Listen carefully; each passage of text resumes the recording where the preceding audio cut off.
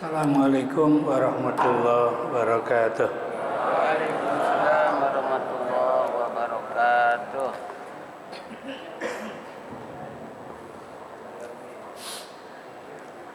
Ya Rabbi bil Mustafa balligh maqasidana waghfir lana ma madha ya wasi'al karami.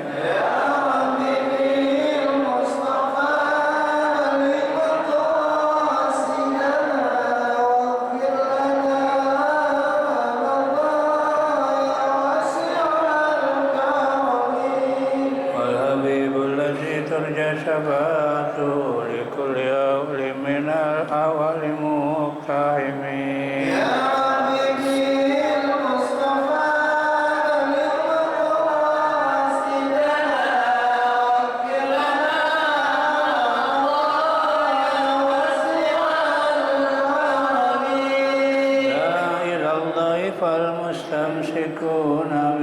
mustamsikuna bihablin ghairi munqasimi ya Habibul Mustafa liqasidana waghfir lana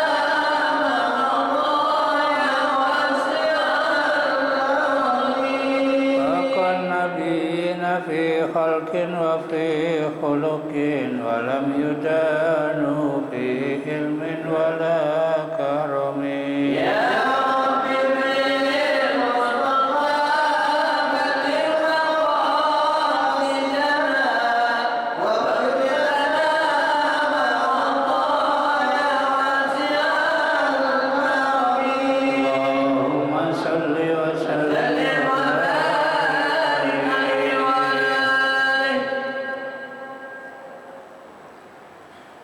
Alhamdulillahirabbil alamin wassalatu wassalamu ala sayyidina Muhammadin sayyidil awwalin wal akhirin wa ala alihi wa sahbihi ajmain amma ba'd.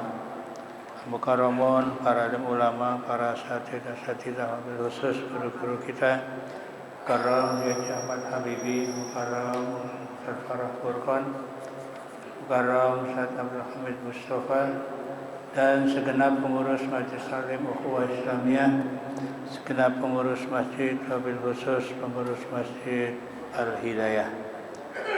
Bapak Ibu sekalian yang saya hormati, alhamdulillah, mari sama-sama kita panjatkan puji syukur kehadirat Allah Subhanahu wa taala. Pada kesempatan pagi hari ini kembali kita bisa hadir dalam rangka taklim rutin yang biasa dilaksanakan setiap hari Ahad pagi. Kemudian salawat serta salam mari sama-sama kita sampaikan kepada junjungan Nabi besar kita Muhammad sallallahu alaihi wasallam. Mudah-mudahan kita semua akan mendapatkan syafaat dari Rasulullah sallallahu alaihi wasallam. Baik, tanpa berpanjang kala, ayat 34 ya. Bismillahirrahmanirrahim. Walikulli ummatin ja'alna mansakan liyadhkuru ismallahi ala ma razaqahum min bahimatil an'am fa ilahukum ilahu wahid falahu aslimu wa basyiril mukhbitin. Walikulli ummatin, dan bagi tiap-tiap umat, ya setiap umat, ay jama'atin mu'minatin salafat qablakum, yaitu jamaah orang-orang yang beriman yang terdahulu, qablakum sebelum kalian semua. Apa kata Allah? Walikulli ummatin ja'alna mansakan, dan bagi setiap umat kami jadikan, kata Allah, apa? Mansakan, yaitu penyembelihan kurban di sini ya. Telah kami syariatkan. Jadi ja'alna di sini disyariatkan ya. Yaitu disyariatkan ya penyembelihan kurban. Bapak Ibu sekalian yang saya hormati, kurban ini yang terkenal ceritanya sejak zaman siapa? Nabi Ibrahim. Sebenarnya sejak Nabi Adam sudah ada. Sudah. Ya. Sejak zaman Bapak Ibu baca surat Al-Maidah kalau nggak salah ayat 27. Watslu alaihim naba abnai adama bilhaq iz qarraba qurbanan fatuqbila min ahadihima walam yataqabbal minal akhar qala la aqtulannak qala innallaha yataqabbalu minal muttaqin. Itu cerita Nabi Adam ya. Itu anaknya yang namanya Qabil sama. Jadi korban ini sejak awal manusia sudah ada ya. Cuma kenapa cerita ini gempar pada saat zaman Nabi Ibrahim? Karena yang dikorbankan beda. Ya. Jadi di zaman Nabi Ibrahim yang dikorbankan anak manusia, ya. Kalau zaman Nabi Adam dalam riwayat Qabil, ya, korbannya buah-buahan karena dia petani. Habil korbannya kambing gibas karena dia peternak. Tuh, ya. Jadi Bapak lihat kalau nggak salah Al-Maidah 27 kalau nggak 28, silakan baca itu ada ayat yang berbunyi watslu alaihim naba abnai adama bil haqq iz qarraba qurbana. Jadi kata Allah ceritakan ya wahai Muhammad tentang cerita dua anak Nabi Adam yang mereka mengadakan kurban ya. Yang kurban yang satu diterima, kurban yang lain ditolak. Korban yang diterima korbannya siapa? Habil. Korban yang ditolak korbannya Qabil ya. Jadi ditaruh di atas bukit, di atas gunung. Kata Allah yang hilang itu berarti diterima, yang masih utuh berarti enggak diterima. Ternyata yang hilang korbannya Habil ya. Tapi Qabil kan bilang la'ak tulanak. Kata Qabil aku akan bunuh engkau. Ya, itu ngomong sama siapa? Sama Habil. Jadi sekali lagi makanya di sini disebutin nih Pak. Walikulli ummatin ay jama'atin mu'minatin salafat qablakum. Jadi jamaah orang-orang beriman terdahulu sebelum kita ya ja'alna. Kata Allah kami jadikan ya atau kami syariatkan apa? Mansakan yaitu kurban. Jadi kurban itu sejak awal manusia sudah ada ya. Cuma setiap kita mendengar cerita kurban, pasti ceritanya siapa? Ibrahim. Ya. Bifathis sini masdarun. Kalau dipatahkan sinnya itu jadi masdar. Jadi mansakan ya. Jadi mansakan ini masdar. Wa bikasriha ismu makanin. Kalau dibaca kasrah sinnya jadi apa? Mansikan ya. Jadi ja'alna mansikan. Kalau dibaca mansikan itu adalah isim makan. Isim makan itu tempat. Jadi tempat korban ya. Kalau dibaca mansikan. Aizabhan yaitu tempat penyembelian. Kurbanan yaitu tempat penyembelian kurban makanahu atau tempat penyembelihan kurban namanya mansikan ya. Jadi kalau dibaca mansakan itu masdar, kalau dibaca mansikan itu isim makan. Isim makan itu nama tempat ya. Nama tempat untuk korban. Dan bagi setiap umat kami syariatkan kurban liyazkurus mallah. Apa? Supaya mereka menyebut nama Allah Subhanahu wa taala. Ala ma razaqahum atas apa yang Allah rizkikan pada mereka min bahimatil an'am dari binatang ternak ya.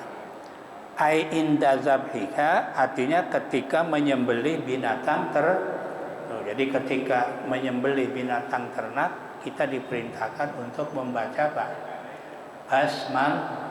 Basmalah ya. Itu menyebut nama Allah ya.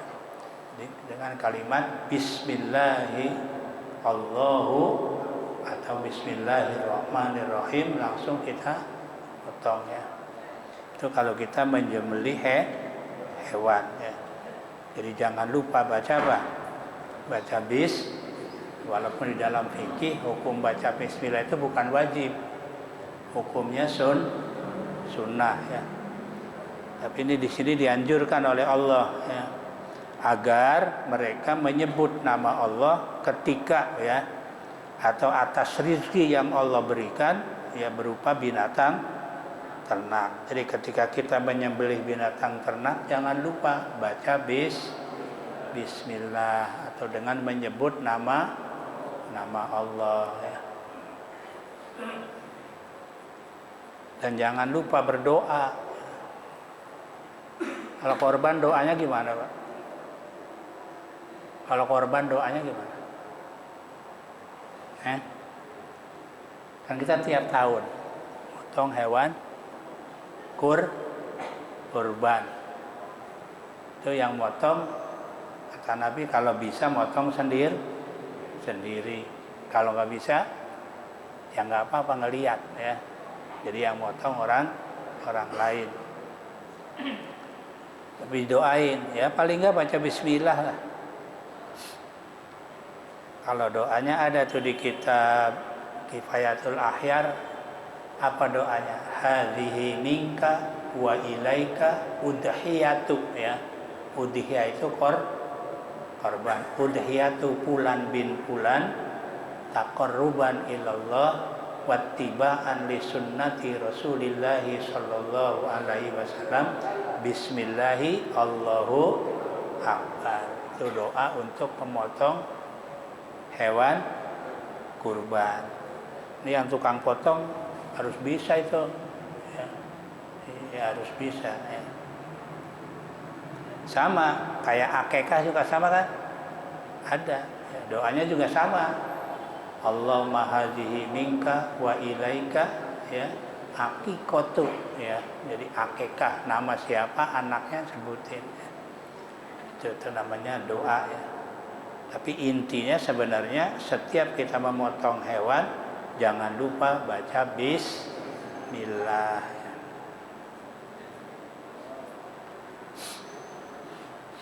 Ya walaupun hukumnya apa? Sunnah ya. Yang penting yang motong orang Islam ya. Dan hati-hati Bapak Ibu.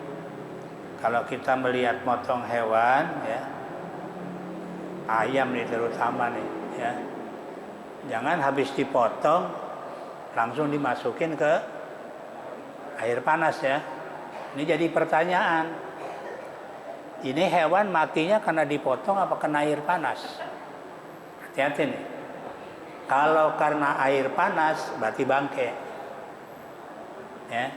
Tapi kalau karena dipotong ya enggak ya. Makanya biarin dulu sebentar sampai dia udah jelas-jelas mati ya. Kalau udah jelas-jelas mati ya baru masukin air panas ya. Jangan seret bus. Nah ini pertanyaan ini kita kan nggak tahu ya kan. Nah ini matinya karena air panas apa kena kepotong? Kalau mati karena air panas berarti bangke ya. Tapi kalau karena dipotong ya enggak ya. Makanya sama tuh Pak, kita kadang-kadang punya ayam main di jalanan ketabrak sepeda kan kelepekan tuh, kelepek. Kadang-kadang kita cepat-cepat ambil pisau kan ya, buru-buru kita potong. Nah, ntar dulu jangan itu, biarin aja dulu. Ya, kalau masih kerejat, masih hidup, baru kita potong. Tapi khawatir Begitu ditabrak, jebret, tabrak, langsung kita potong. Nah, ini matinya karena kepotong apa karena ketabrak? Nah, ini nggak tahu kita. Iya, kita nggak tahu. Kalau karena ketabrak berarti bangke. Kalau karena kepotong, ya nggak apa-apa. Makanya biarin dulu, jangan buru-buru, biarin dulu. Kalau masih hidup, baru potong. Ya. Ini sering kita kejadian gitu. Cepat katanya. Ya. Iya, padahal itu harus diperhatikan juga itu ya.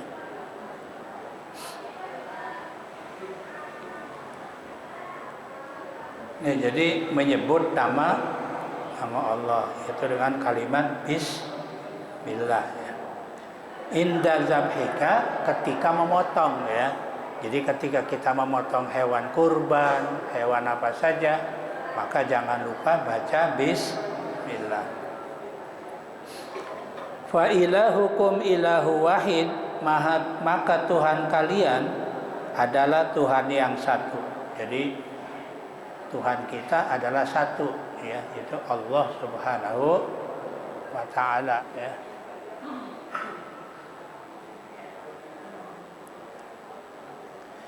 Wa basyiril muhaba falahu aslimu, maka kepada Allah lah aslimu ya, kalian menyerah berserah diri ya. Maka kita disebut namanya orang Islam, orang yang berserah diri kepada siapa? Kepada Allah Subhanahu wa taala ya. Yang dimaksud aslimu ini ai ingqadu. Apa ingqadu? Taat, nurut ya. Jadi taat terhadap perintah ya, itu namanya aslimu ya. Jadi menyerahkan diri kepada Allah dengan taat kepada Allah. Wa basyiril mukhbitin, dan berikanlah kabar gembira kepada siapa? Pada orang-orang yang patuh dan tunduk ya. Jadi mukhbitin ini maknanya ail muti'ina ail mutawadi'ina, yaitu orang-orang yang taat dan tunduk kepada Allah Subhanahu wa taala ya. Itu namanya mukhbitin ya. Mukhbitin ini ditafsir al-muti'ina, orang-orang yang taat kepada Allah. Al-mutawadi'ina, orang-orang yang tawadu. Tawadu itu rendah hati ya. Ini namanya mukhbitin. Allazina idza dzukirallah. Nah, di sini ditafsirin lagi nih, Pak. Siapa itu mukhbitin? Mukhbitin itu adalah alladzina idza dzukirallah wajilat qulubuhum. Mereka yang apabila disebut nama Allah maka wajilat itu ay khofat, takut ya. Takut hati mereka kepada Allah.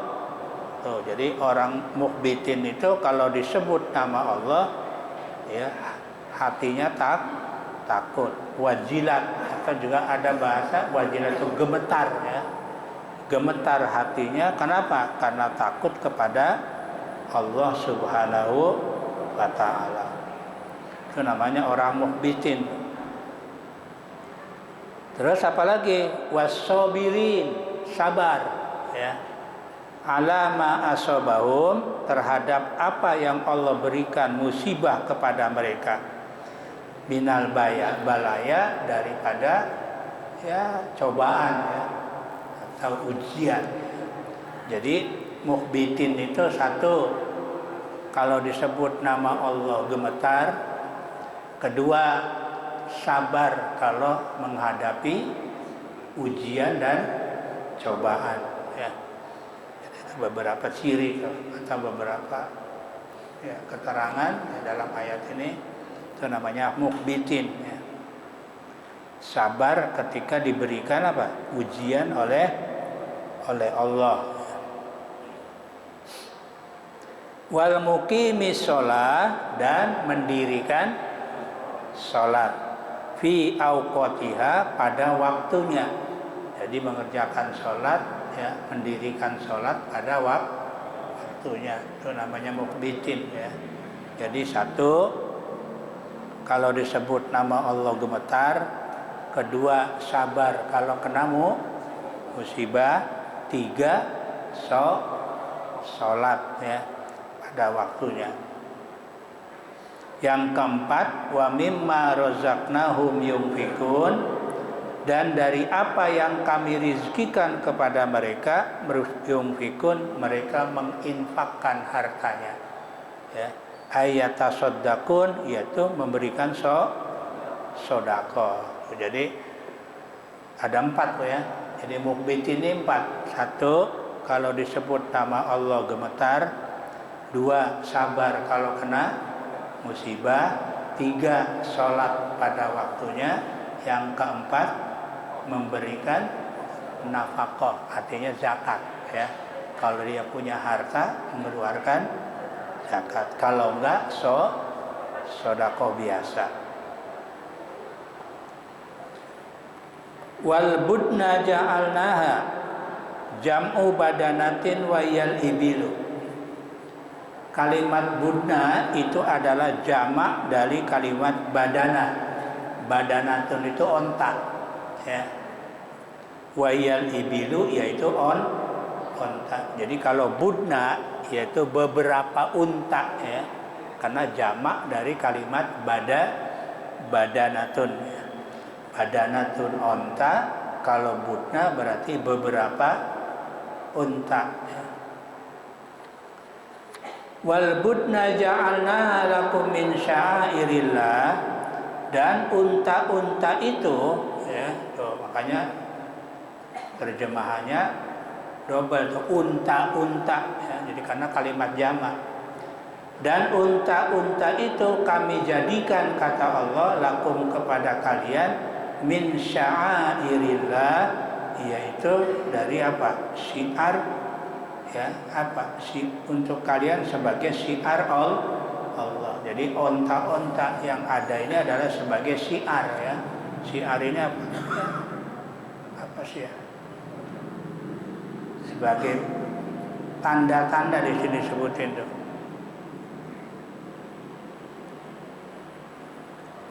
Akum, kepada kamu sekalian ya, dengan adanya onta kan ada syiar rame ya, adanya kurban ya.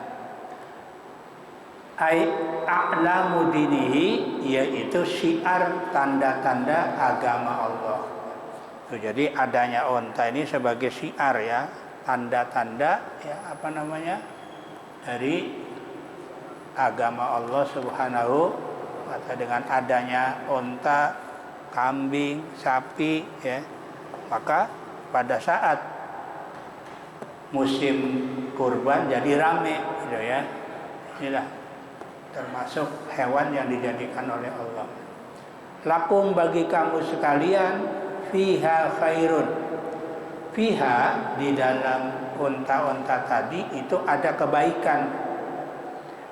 Naf'un fid dunya, itu manfaat ketika di dunia. Kama taqaddama, seperti yang telah terdahulu sudah dijelasin kemarin ya.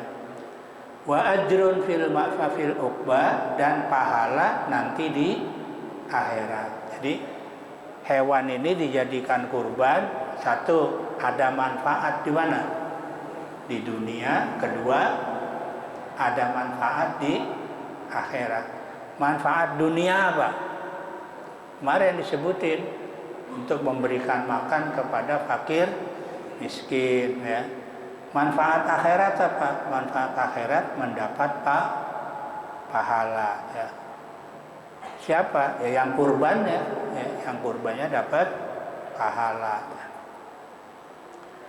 Fazkurusballahi alaiha, maka sebutlah nama Allah alaiha, ketika memotong ya, ketika memotong hewan inda nahriha, ketika memotong hewan maka disebut Idul Adha, disebut Idul Nahri ya, disebut Idul Nahri. Kenapa disebut Idul Nahri?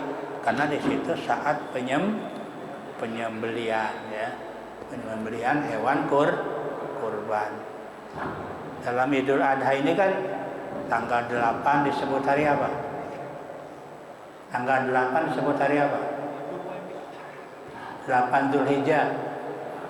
Tarwiyah. 9-nya Arafah. 10-nya Idul Adha kan? Atau Idul Nahri. 11, 12, 13 Ayyamut Tasyrik ya.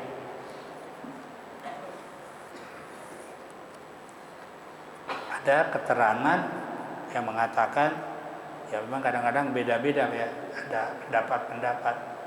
Kenapa tanggal 8 Dzulhijjah disebut hari Tarwiyah? Kenapa? Ya kan ada Tarwiyah, ada Arafah, ada Adha, ada Ayyamut Tasyrik. Ya. Ada satu keterangan ya, kenapa disebut hari Tarwiyah? Karena Nabi Ibrahim alaihissalam ketika mendapat perintah ya untuk mengorbankan Ismail itu kan melalui ngimpi, ya kan? Yang kata Nabi Ibrahim, ya bunayya, ya, wahai anakku, inni aro fil manami, sesungguhnya aku melihat di dalam mimpi. Jadi perintahnya di dalam mimpi.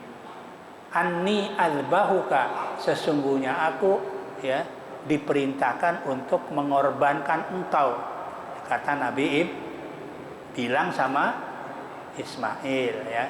Anni azbahuka fanzur madza tara, kata Nabi Ibrahim, coba pikirin menurut pendapat kamu ini kira-kira gimana ini. Tuh, jadi Nabi Ibrahim minta pendapat sama siapa? Sama Nabi Ismail. Padahal Ismail masih kecil. Di sini sebenarnya Bapak Ibu sekalian, dari korban ini ada nilai-nilai demokrasi. Ya. Ada nilai-nilai diajarkan oleh Allah, walaupun Nabi Ibrahim itu nabi kan? 2, Nabi Ibrahim bapak kan punya kekuasaan penuh terhadap anaknya, tapi nggak semena-mena, minta pendapat dulu kepada anaknya. Gimana Ismail, menurut kamu nih, bapak mimpi begini, gimana menurut kamu? Ya, cuma anaknya juga anak soleh. Apa bilang? Qala ya abatif al-matu'man satajiduni insyaallahu minas sabirin.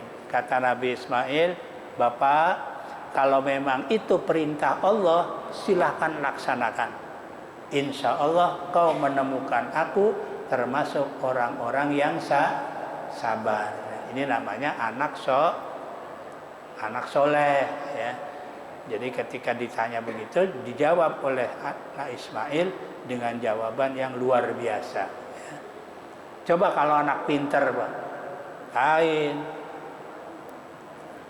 Kalau anak pinter beda jawabannya. Ismail gimana? Kata Ismail, ya bapak aja udah tua. Ya gitu kan?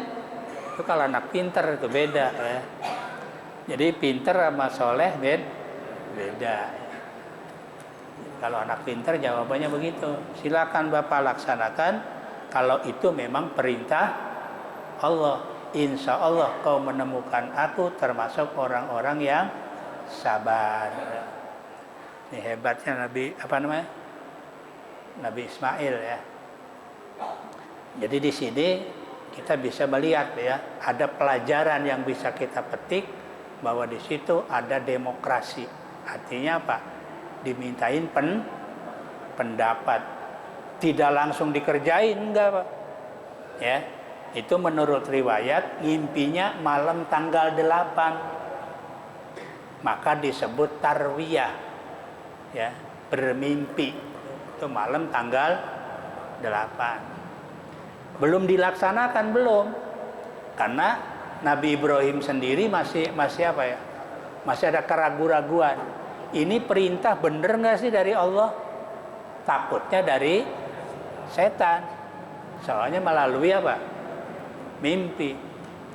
Malam tanggal 9 ngimpi lagi. Ngimpinya sama persis kayak kemarin. Maka disebut Arafah. Arafah itu jelas, nyata. Ini benar-benar perintah Allah. Sebab kalau ngimpi dari setan atau ngimpi namanya kembang tidur, nggak bakalan sama, Pak. Pernah nggak Bapak Ibu ngimpi berturut-turut 2 malam gitu, sama gitu? Pernah? Ini berturut-turut 2 malam sama. Maka Nabi Ibrahim punya pendapat, oh ini benar-benar nih perintah dari Allah.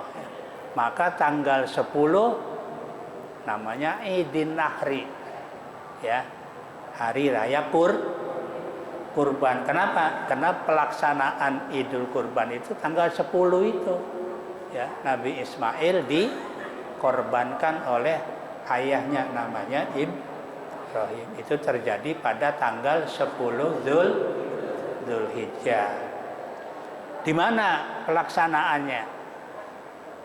Pelaksanaannya di Jamarot itu di Mina, Pak. Ya. Yang sekarang dipakai lempar jumroh. Jadi ketika Nabi Ibrahim sama Ismail mau melaksanakan pengorbanan tanggal 10, digoda sama iblis. Tuh, digoda, dilempar sama Ismail. Ya, bismillahirrahmanirrahim, Allahu Akbar, pergi. Maka jadilah Jumratul Ula. Setannya masih kecil itu, kecil. Maka disebut Jumratul Ula. Jalan beberapa langkah, digoda lagi, dilempar lagi. Maka jadilah Jumratul Wusta. Ya. Udah 2, jalan lagi. Yang ketiga ini gede nih setannya, maka disebut Jumratul Aqobah. Makanya kan 3 kali kan, Ula, Wusta, Aqobah. Nah, bagi orang yang menunaikan ibadah haji, ya wajib, ya hukumnya wajib. Jadi bukan jadi rukun, wajib melempar jumrah, Ula, Wusta, Aqobah. Ya. Kalau ngambil nafar awal, lemparannya ya 7 kali ya, menghabiskan batu sampai 49. Ya, kalau karena 2 hari ya, atau 3 hari lah, dari tanggal 10, 11 sampai 12. Tapi kalau ngambil yang namanya nafar sani ya sampai tanggal 13, maka yang batu yang dibawa jumlahnya 71 ya, untuk melempar apa? Jumratul Ula, Wusta, dan Aqobah. Baru dilaksanakan tuh. Makanya di sana kan ada tugu tuh ya. Tugu dulu Ismail dikorbankan oleh bapaknya namanya Ibrahim alaihissalam. Ya, bagi Bapak Ibu yang sudah melaksanakan ibadah haji ya tentu tahu itu tempatnya ya. Namanya di mana? Di Mina. Nah, jadi menyebutkan nama Allah ketika apa? Ketika menyembelih hewan kurban. Sawafun. Ya. Apa sawafun di situ? Dalam keadaan berdiri, ya. Jadi hewannya diberdiriin dulu, ya. Aiko imatun ala salasatin makulatil yadil yusra, yaitu berdiri atas 3 kaki, ya. Kemudian dirobohkan, ya. Jadi untuk memotong hewan itu ya berdiri dulu, berdiri nanti dirobohkan, ya baru dipotong.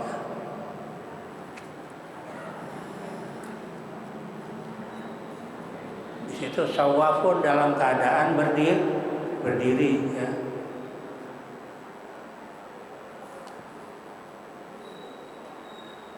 Terus kemudian faiza wajabat junubuha, maka ketika hewan itu sudah jatuh Pak, ke samping ya, artinya sudah roboh ya, baru dilaksanakan ya. Ai sakotot ilal ardi ba'dan nahri, yaitu jatuh onta itu ke tanah, ke bumi setelah dipotong. Wa huwa waqtul ukli minha, dan itulah pada saat waktu untuk memakan hewan ya, artinya dipotong dulu ya, baru dimasak nanti buat makan ya.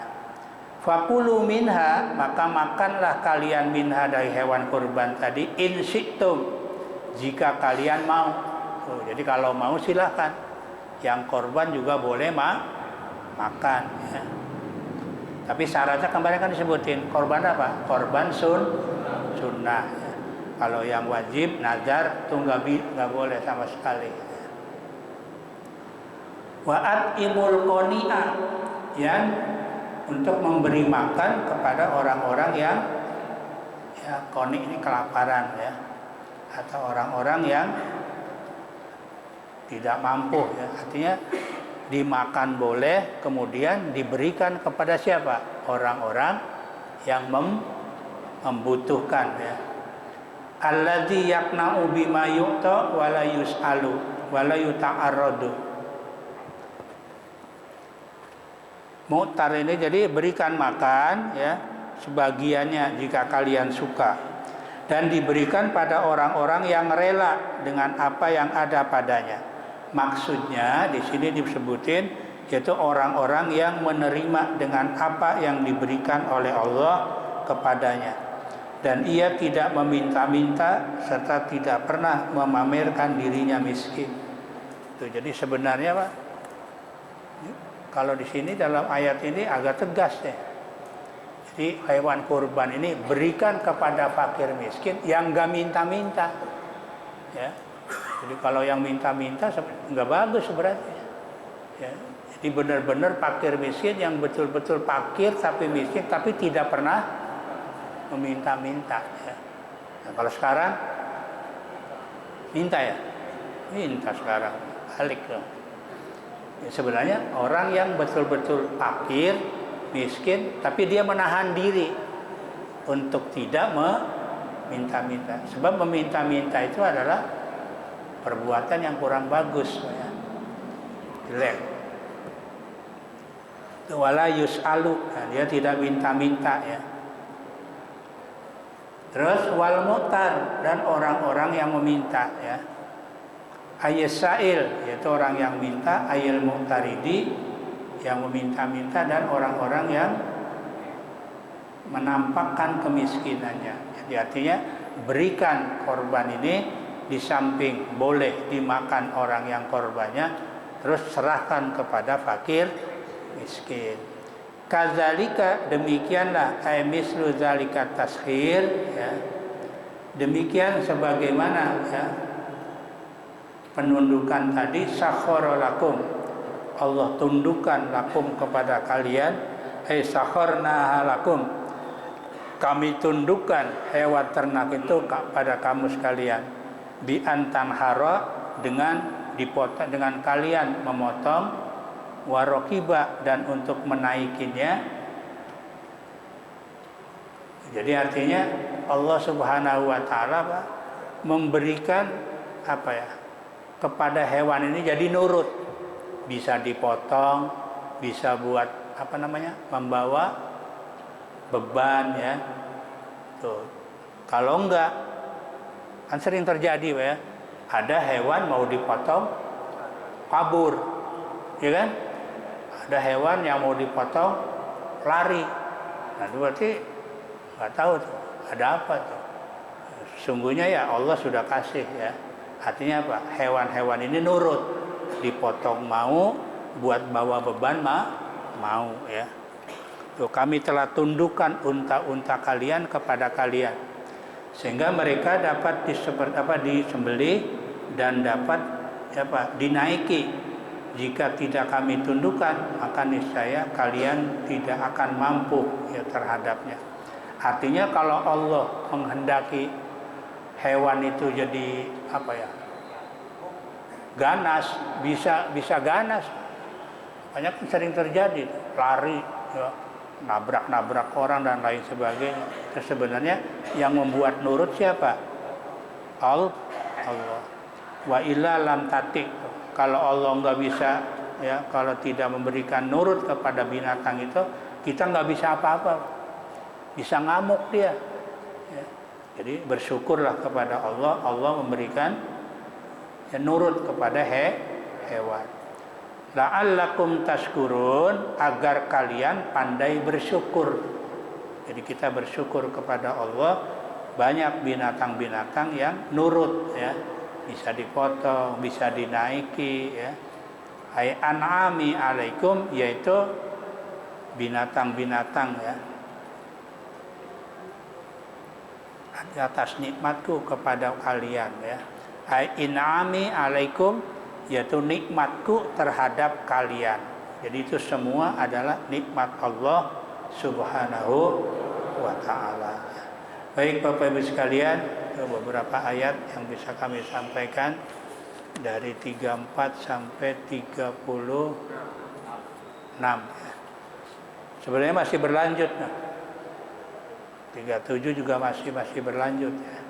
Masih menjelaskan tentang kurban. Artinya nanti disebutin korban yang diterima oleh Allah adalah sesungguhnya korbannya orang-orang yang takwa kepada Allah Subhanahu wa ta'ala.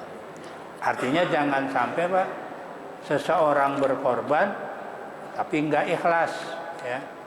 Apalagi ada kan kalau di film itu kan ada, ya, apa di sinetron, ya. Dia korban, yang korbannya minta apa? Kaki 4, kepala sama kulit buat dia. Lah buat fakir miskinnya apa? Iya habis lah buat dia semua. Tapi yang jelas yang namanya korban itu sebenarnya hak milik, ya, siapa? Fakir miskin. Jadi sepertiga boleh dimakan, sepertiga dijadikan sedekah ke fakir miskin, sepertiga boleh jadi hadiah. Hadiah itu ya memberikan kepada seseorang yang kita hormati, ya. Itu namanya hadiah. Jadi yang namanya hadiah itu adalah sesuatu yang kita berikan dengan tujuan penghargaan. Itu namanya hadiah. Maka biasanya kalau berlombaan juara 1, 2, 3, apa namanya? Ada perlombaan nih. Juara 1, ada juara 2, juara 3. Namanya apa? Hadiah. Kenapa? Karena ini penghargaan, penghormatan, ya. Sama, kita memberikan sesuatu pada orang yang kita sukai, ya, yang kita hormati, kita berikan sesuatu kepada orang itu namanya hadiah, ya, bukan sodako, tapi hadiah. Kalau sodako kepada fakir miskin. Kalau hibah